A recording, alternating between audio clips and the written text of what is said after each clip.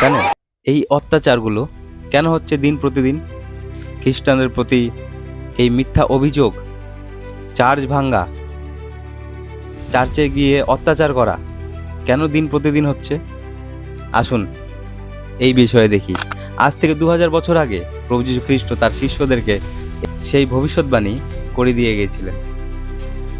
বাইবেলে মথি তার 24 অধ্যায় 3 থেকে যদি আমরা দেখি, প্রভু যীশু খ্রিস্টের শিষ্যরা তাকে জিজ্ঞেস করলো যে আমাদের বলুন কখন এসব ঘটনা ঘটবে এবং আপনার আগমনেরই বা যুগান্তরের চিহ্নই বা কি হবে?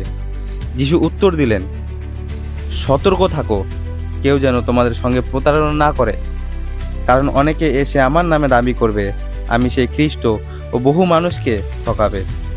এবার শুনবেন, তোমরা যুদ্ধের কথা ও যুদ্ধের সব রটনা শুনবে, কিন্তু দেখো তোমরা যেন ব্যাকুল না হও।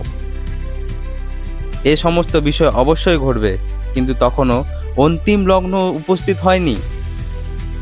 এক জাতি অন্য জাতির বিপক্ষে, এক রাজ্য অন্য রাজ্যের বিপক্ষে উঠবে, বিভিন্ন স্থানে দুর্ভিক্ষ ও ভূমিকম্প হবে।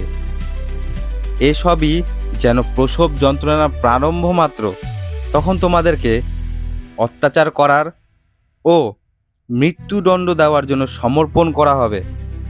আমার কারণে সমস্ত জাতির মানুষ তোমাদের ঘৃণা করবে। তো দেখলেন, প্রভু যীশু খ্রিস্ট আজ থেকে 2000 বছর আগেই এইসব ভবিষ্যৎবাণী তিনি করে গিয়েছিলেন। তো যারা আমার এই ভিডিও দেখছেন, যারা প্রভু যীশু খ্রিস্টকে বিশ্বাস করেন, তারা ভ্রান্ত হবেন না, আপনারা ব্যাকুল হবেন না, আপনারা ভয়ে ভীত হবেন না।